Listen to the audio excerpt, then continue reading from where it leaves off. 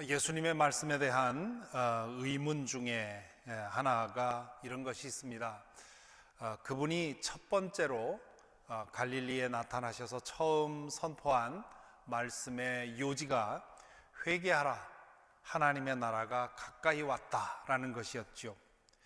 회개하라, 하나님의 나라가 가까이 왔다. 지금 이 말씀을 하신 것이 2000년 전입니다. 2000년 전에 가까이 왔다고 했던 그 하나님 나라가 왜 여태 오지 않고 있느냐라는 질문을 왕왕 듣습니다. 이 질문에 대한 대답의 실마리는 가까이 왔다라고 번역된 헬라어 엥기켄이라고 하는 말에 있습니다. 이것은 영어로 표현하면 The kingdom of God has arrived. 하나님의 나라가 도착했다, 그런 뜻으로 번역할 수 있습니다. 이것을 또 어떤 영어 성경은 The kingdom of God is at hand, 아주 문지방에 다가왔다, 이런 뜻으로도 번역을 하죠. 여기서 하나님 나라는 어떤 지구를 향해 진격해 오고 있는 어떤 공간이 아니라 하나님의 구원 행동을 말합니다. 인류를 구원하기 위한 하나님의 역사가 당신에게서부터 시작이 되고 있다 하는 말씀이 하나님 나라가 가까이 왔다라는 말의 의미입니다. 나중에 시간이 지나서 예수님은 지난주 우리 사김의 소리에서 본 것처럼 누가복음 17장에 보면 하나님의 나라가 너희 중에 있다, 하나님의 나라가 너희 안에 있다, 그렇게 말씀을 하시지요. 그 말은 무슨 뜻입니까? 하나님께서 역사하시는 구원의 역사가 지금 당신을 통해서 일어나고 있다는 뜻입니다. 그렇게 예수님에 의해서 시작이 되었고 예수님을 통해서 진행되었던, 그리고 지금까지 이어져 오고 있는 그 하나님의 구원의 역사가 때가 되면 완성되고 종결된다는 뜻입니다. 이 때를, 이 하나님의 구원의 역사가 완성되는 때를 우리는 종말이라고도 부르고 재림이라고도 부릅니다. 인류 역사의 시각에서 보면 이제 인류 역사가 끝나는 것이니까 종말이고요. 영적으로 부활하셔서 승천하셨던 예수님께서 우리에게 다시 나타나는 점에서 재림이라고 얘기를 합니다. 이것은 예수 그리스도를 통해서 시작된 하나님의 구원의 역사가 완성되는 것을 말합니다. 그러니까 2000년 전에 예수님이 오신 것은 영원하고 절대적인 차원에 계시던 하나님께서, 하나님의 아들이 이 시간과 공간 안으로 들어와서 우리를 구원하신 사건이고요. 이제 예수님의 재림, 다시 오시는 사건은 하나님의 그 영원하고 절대적인 나라가 오늘 우리가 경험하고 있는 이 세상을 집어삼켜서 변모시키는, 그래서 그것을 새하늘과 새 땅이라고 얘기를 합니다. 자, 이때가 언제 올 것이냐, 이것이 많은 사람들의 궁금증이지요. 그리고 이 궁금증이 그동안 수많은 이단을 만들어냈습니다. 그것을 시한부 종말론이라고 하지요. 언제 어느 때 재림이 온다, 이렇게 예고하는 것이지요. 지난 2000년 동안 수많은 사람들이 그런 예언을 했는데요, 그때마다 다 틀렸습니다. 그러므로 지금 누가 어떠한 증거를 가지고 또다시 여러분들에게 그런 얘기를 한다 해도 그건 분명히 틀렸다고 얘기할 수 있습니다. 예수님께서 뭐라고 하셨습니까? 그 날과 그 시는 아무도 모른다, 천사도 모르고 아들도 모른다, 그것은 아버지 하나님만 아신다고 말씀을 하셨습니다. 이 마지막 종말에 대해서 우리가 알고 있는 확실한 사실 두 가지가 있습니다. 하나는 그때는 반드시 온다는 것이고요, 두 번째는 그때를 미리 알 수는 없다는 사실입니다. 자, 그렇다면 반드시 오긴 오는데 언제 올지 알 수 없는 이 때에 대해서 우리는 어떻게 대비하면 좋겠습니까? 예수 그리스도는 그것을 도둑에 관한 비유로 말씀을 하셨지요. 도둑이 분명히 침입해 들어올 거다, 언젠가는 올 거다 라고 생각하는 사람이라면 항상 그 도둑이 오는 것에 대해서 대비되어 있을 거라는 거죠. 오늘 우리식으로 비유를 바꾸면 지금 이 코비드 팬데믹 시대에 우리 모두는 어떤 마음을 갖고 살아야 합니까?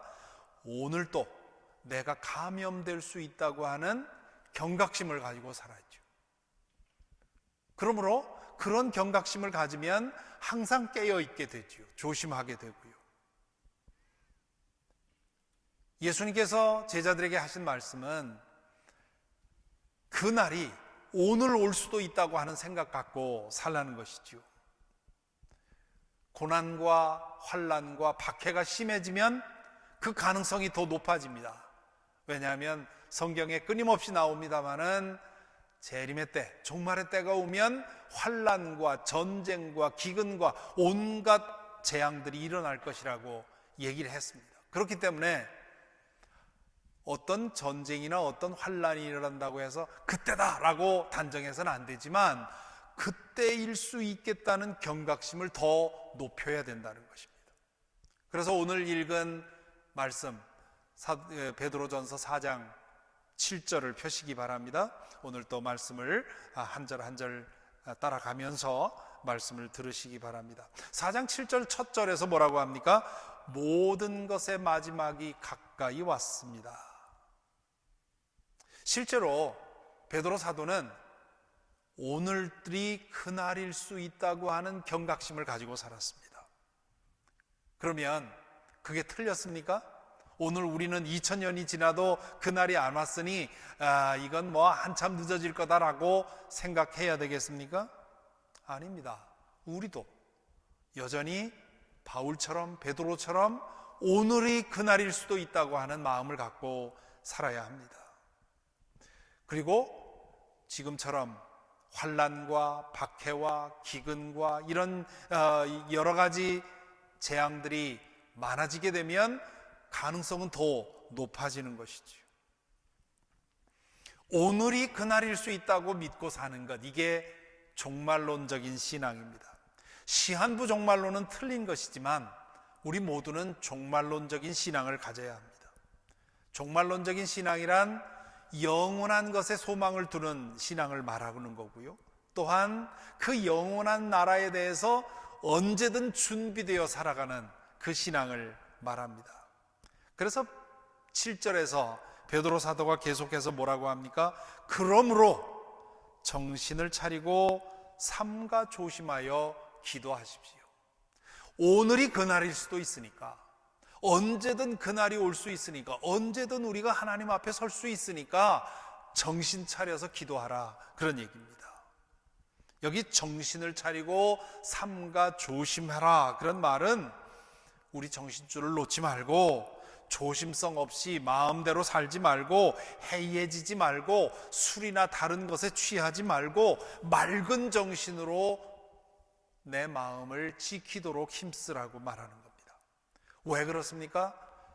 맑은 정신이어야만 제대로 기도할 수 있기 때문입니다.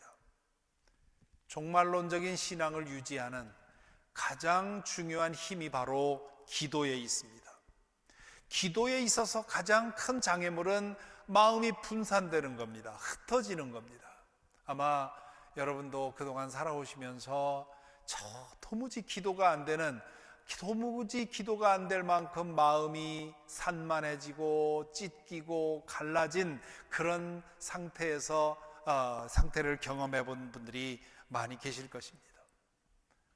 유혹에 끌려도 기도가 안 되고요. 또 이런저런 근심 걱정으로 우리 마음이 찢기고 갈려도 기도가 안 됩니다.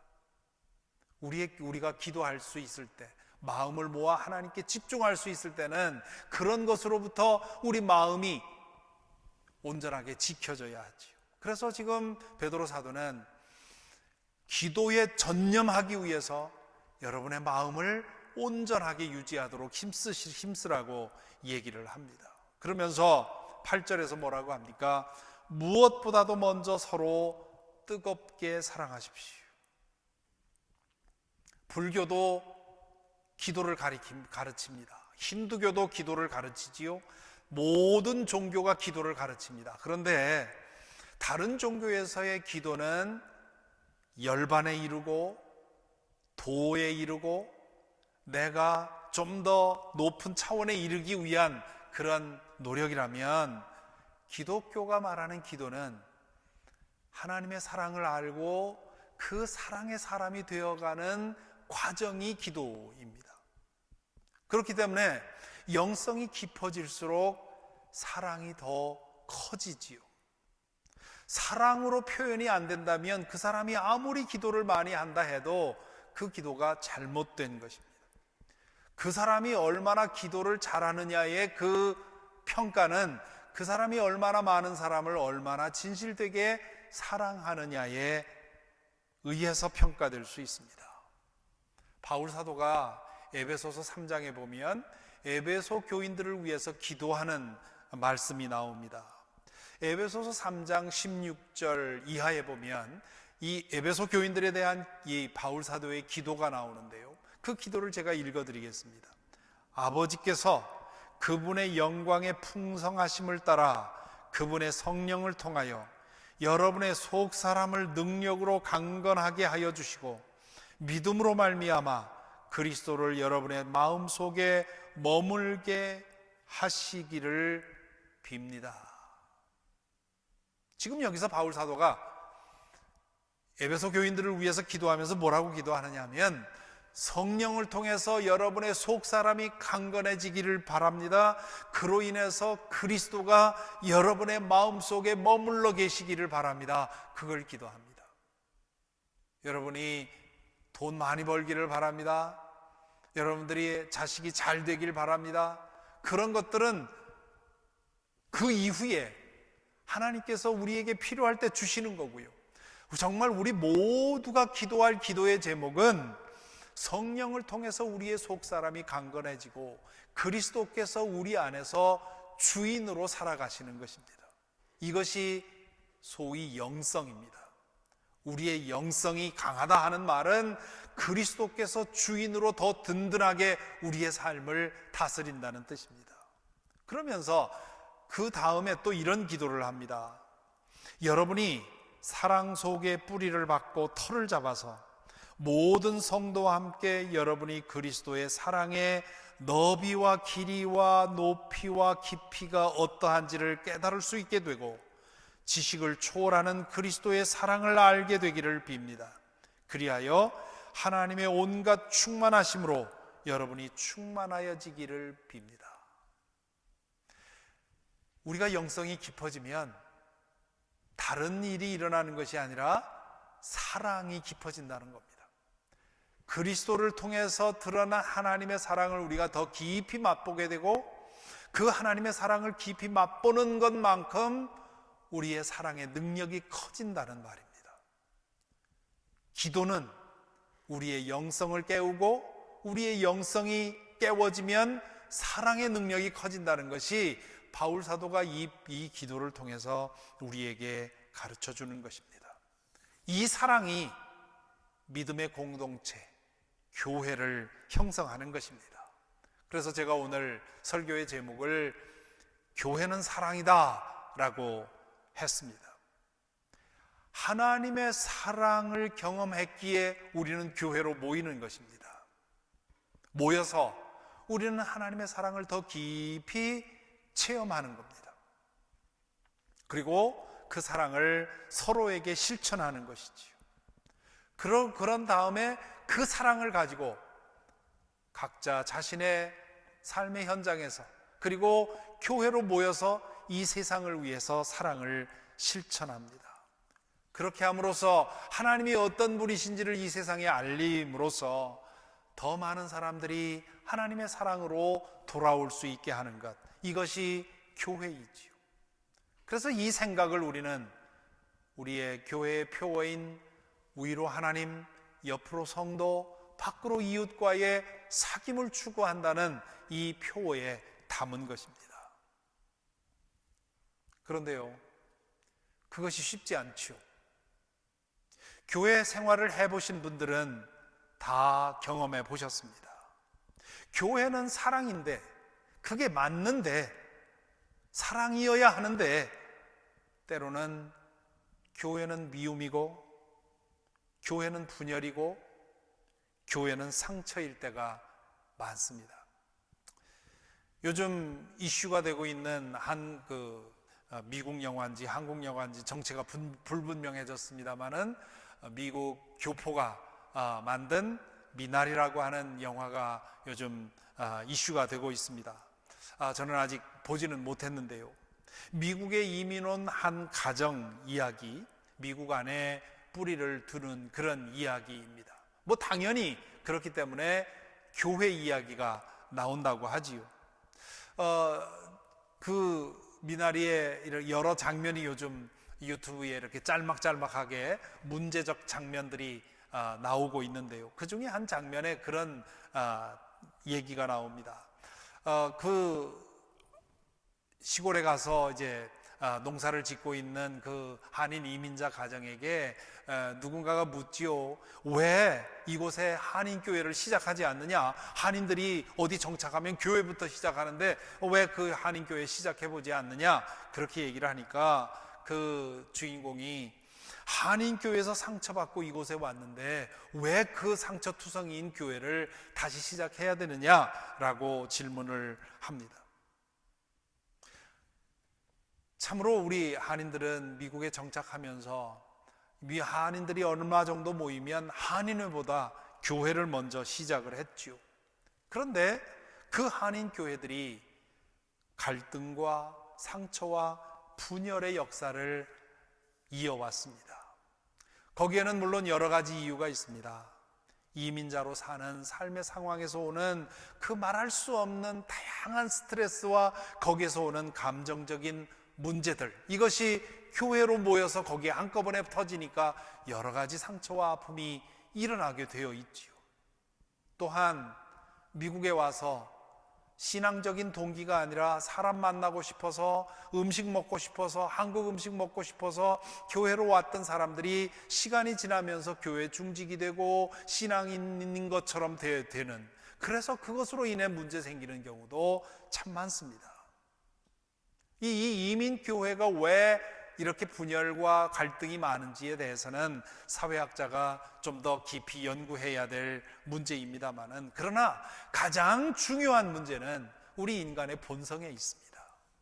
우리 본성은 사랑에 무력합니다. 사랑을 받는 것은 좋아하는데 사랑할 줄은 모릅니다. 아주 서툴지요.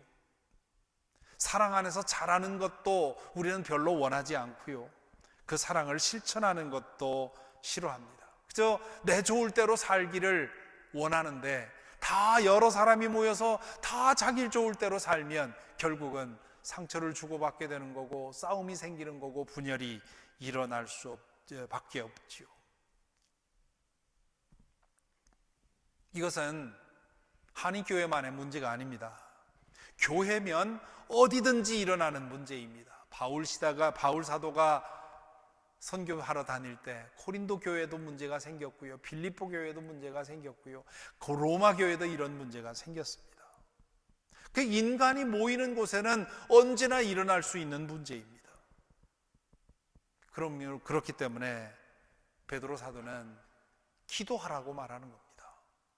우리의 이 사랑의 부족의 문제는 기도가 아니고는 해결될 수 없기 때문에 사랑의 한계를 느끼고 사랑의 연약함을 느낄 때마다 기도하라는 겁니다. 그래서 8절에서 베드로가 이렇게 말을 잇고 있지요. 사랑은 허다한 죄를 덮어줍니다. 사랑은 허다한 죄를 덮어줍니다. 이 허다한 죄라고 하는 건 뭘까요? 교회로 모여서, 믿음의 공동체로 모여서 우리가 서로에게 상처 주는 것들, 그런 것들을 말하는 겁니다. 좋아하는 사람들끼리, 좋은 사람들끼리 사랑하는 건 그건 사랑이라고 할 수가 없습니다. 그건 저절로 나오는 것이지요. 사랑이 필요할 때는 언제냐? 거북한 사람을 대해야 할 때, 상대하기 싫은 사람을 대해야 할 때, 나와 이념이 다른 사람을 대해야 할 때, 정치색이 다른 사람을 대해야 할 때, 나와 사고방식이 다른 사람, 취향이 다른 사람, 아무 이유도 없이 부정적이고 자꾸만 상처 주는 사람, 이런 사람들, 사랑은 이런 사람들과 함께 하는 것을 통해서 그 진가를 드러나게 되어 있습니다. 자기의 좋을 대로 하는 것이 아니라 차이와 불편을 감수하고 품어 안는 것이 사랑입니다. 그런 사랑으로 공동체를 우리는 든든히 세워갈 수 있는 것이지요. 헬렌 나우엔 신부님이 이미 오래전에 그 하나님의 부름을 받으셨습니다마는 그분이 그 교회에 대해서 얘기를 하면서 그런 얘기를 한 적이 있습니다. 제대로 교회된 교회라면 어디를 가든 내 신경을 건드리는 사람이 한둘은 있게 마련이다. 만약에 교회로 모였는데 다 좋고 다 편안하다 그러면 자기 좋은 사람들끼리만 모인 교회라는 거죠. 그건 교회가 아닙니다. 편안한 교회가 교회가 아닙니다.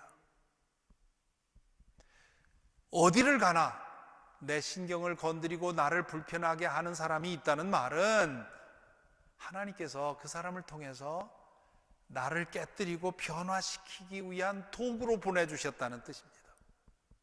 그런 사람이 있을 때 어떻게 하겠습니까? 그 사람과 맞서서 싸우겠습니까? 그래서 그 사람을 다른 교회로 가게 만들겠습니까? 아니면 내가 다른 교회로 가겠습니까? 베드로 사도는 사랑으로 품어 안으라고 말합니다. 그 사랑이 나에게 부족하다 싶으면 더 기도하라는 겁니다. 기도해서 내 품이 넓어져서 그 사람을 참고 견딜 수 있게 되도록 성장하라는 것이지요. 그러면서 9절에서는 한 걸음 더 나아갑니다. 불평 없이 서로 따뜻하게 대접하십시오. 베드로 당시의 교회는 가정교회였습니다.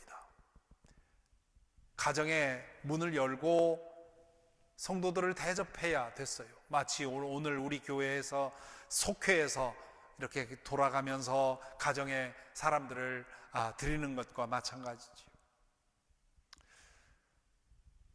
예배당에서 거북한 사람과 같은 공간에 앉아 있는 것도 때로 너무 고통스럽다고 하는 말씀을 듣습니다. 그런데 그런 사람을 자기 집에 드리고 환대하고 대접하라는 겁니다. 좋아하는 사람 대접하는 것도 거듭하다 보면 어려운데 나를 힘들게 하는 사람, 내가 거북한 사람, 그런 사람까지도 환대하라고 지금 말하고 있는 겁니다. 그러니 그 불평이 나올 수밖에 없죠. 그렇기 때문에 불평하지 말라는 겁니다. 불평 없이 서로 따뜻하게 대접하십시오 얘기를 합니다. 그게 인성으로는 되질 않습니다. 그래서 기도밖에는 답이 없기 때문에 기도하라는 것이지요. 그리고는 10절에서 뭐라고 합니까? 각 사람은 은사를 받은 대로 하나님의 여러 가지 은혜를 맡은 선한 관리인으로서 서로 봉사하십시오. 지금 이 10절이 매우 중요합니다. 각 사람은 은사를 받은 대로 하나님의 여러 가지 은혜를 맡은 선한 관리인으로서 서로 봉사하십시오. 교회로 모여 있을 때 그 안에 모인 사람 모두는 은사를 가지고 있다는 겁니다.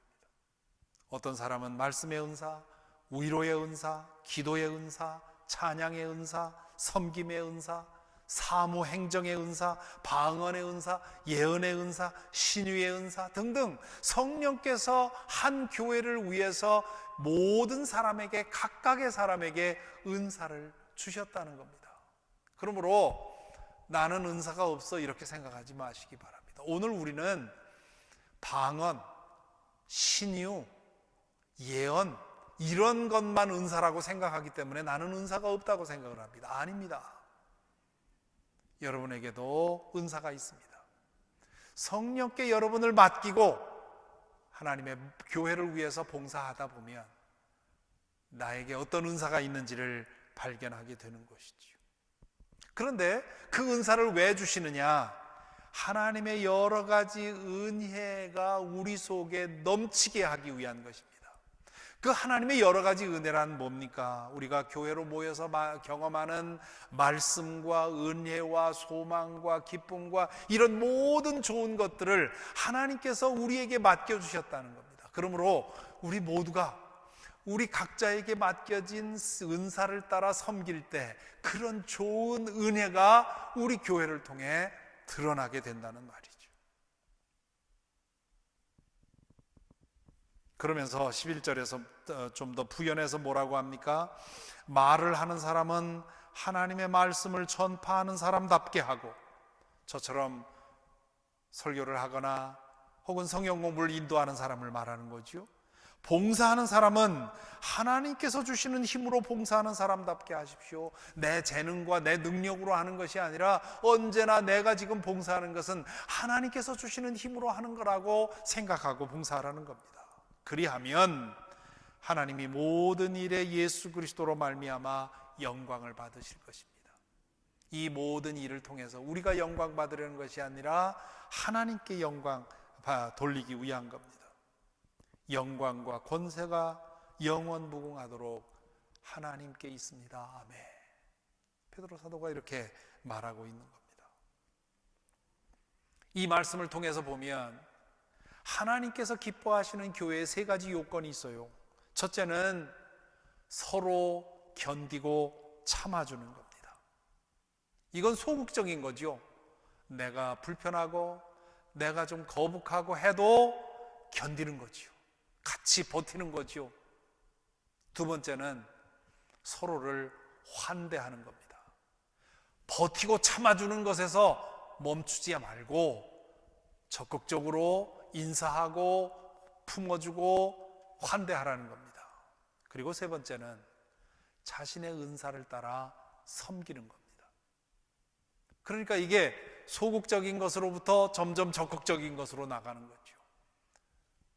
때때로 나에게 거북한 사람이 있어도 참아주고 견디는 것, 이건 소극적인 것이고, 그 사람을 환대하고 할 수 있는 대로 품어주는 것, 좀 더 적극적인 것이고요. 그리고 나에게 은사가 있을 때 그 사람을 위해서 섬기는 것, 이건 더 한 걸음 더 나아갑니다. 이 모든 게 뭡니까? 사랑이에요. 사실 우리 사랑이라는 말처럼 모호한 개념이 없습니다. 다 아는 개념 같은데 사랑이 뭐냐? 사랑하는 거하고 좋아하는 거하고 어떻게 구별할 수 있느냐? 구별 못합니다. 그래서 언젠가 제가 그런 얘기를 제 페이스북에 쓴 적이 있는데요. 사랑이 뭘까 고민을 해보는데 아무래도 정의가 안 돼요. 그런데 번쩍 제 마음속에 떠오르는 생각이 있는데 그게 뭐냐 하면, 그 사람이 나에게 너무 귀중해서, 그래서 다른 말로는 표현할 수 없을 때 내가 당신을 사랑합니다, 이렇게 표현하는 거 아닌가 싶어요. 사랑이라는 게 이렇게 모호한 거예요. 그렇기 때문에 사랑이 어떤 것인지를 좀 더 구체적으로 표현해야 되는데, 베드로 사도가 교회 안에서 사랑하는 게 뭐냐, 이렇게 세 가지로 표현한 겁니다. 교회 안에서 사랑한다는 거는 내가 거북한 사람, 나를 불편하게 하는 사람, 때로 나를 상처 주는 사람까지도 참아주는 거고, 거기서 한 걸음 더 나아가서 그 사람을 환대하고 품는 것이고, 할 수 있다면 더 한 걸음 나아가서 그 사람의 필요를 위해서 내 시간과 물질을 사용해서 섬기는 것이라는 겁니다. 그런데 이것은 우리의 인성으로 되지 않거든요. 그래서 그 앞에서 정신을 차리고 마음을 다잡아 기도하라고 말합니다. 그래야 우리 안에 사랑이 자라기 때문이죠. 교회는 사랑으로 시작되는 것이고 사랑으로 자라는 것이기 때문입니다. 그럴 때 하나님께서는 교회를 통해 영광 받으십니다. 그리고 이 교회를 통해 우리 모두가 자라게 되고요. 그리고 더 많은 사람들에게 복음을 전해서 하나님의 구원을 경험하게 할 수 있습니다. 여러분에게는 교회가 무엇입니까? 있으면 좋고 없어도 아쉽지 않은 그런 단체일까요? 마음에 안 들면 언제든지 떠날 수 있는 그런 소비재입니까? 혹은 세상에 좋은 일 하기 위해서 잠시 모인 단체입니까? 시니어 아카데미처럼 취미 생활하는 곳입니까? 교회가 무엇인지 다시 한번 기억하시기 바랍니다. 성경에서 말하는 교회는 예수 그리스도의 신부입니다. 주님께서 피 흘려 사신 값진 곳입니다. 성령께서 거하시는 성전입니다. 예수 그리스도의 거룩한 몸입니다. 하나님 나라를 이 세상에 보여주는 둘도 없는 모임이 교회입니다. 예수 그리스도를 믿는 사람은 모두 교회로 연합하도록 부름을 받았습니다. 하나님께서 이 구원을 완성하실 때까지, 예수 그리스도께서 재림하셔서 새하늘과 새 땅이 임할 때까지 이 교회는 든든히 서 있을 것입니다. 역사에 따라서 교회가 부침은 겪겠지요. 어떤 때는 교회가 부흥하고 어떤 때는 교회가 쇠락하겠지만, 그러나 교회는 지난 2000년 동안 꾸준히 살아 있었습니다. 앞으로도 그럴 것입니다.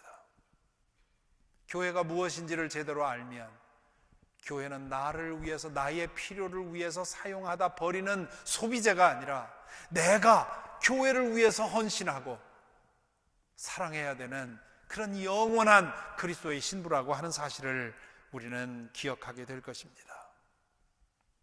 따라서 교회는 때 사랑의 대상입니다. 이런 교회를 꿈꾸며 마음 모아 기도하기를 힘쓰고, 기도 가운데서 사랑이 자라기를 힘쓰고, 그리고 그 사랑으로 더 든든하고 거룩한 교회를 섬기는 것, 이것이 우리 모두가 교회를 향해서 꿈꾸고 기도해야 할 사항입니다. 이렇게 할 때 교회를 통해서 하나님께서 영광 받으시고 구원받는 사람은 늘어가게 될 것입니다. 이것이 교회를 향한 저의 소망이고요, 베드로의 소망이었고요, 또 오늘 이 말씀을 나누며 우리 워싱턴 사김의 교회, 그리고 이 말씀을 듣는 모든 분들, 교회를, 내가 속한 교회를 이렇게 소망하며 기도하며 사랑의 공동체가 되도록, 교회는 사랑이다라는 이 정의가 내가 속한 교회에서 실현이 될 수 있도록 더 열심히 기도하고 더 뜨겁게 사랑하기를 힘쓰는, 그래서 이 땅의 모든 교회들을 통해 사랑이 더욱더 선명하게 드러나는 그런 은혜가 있기를 간절히 기원합니다.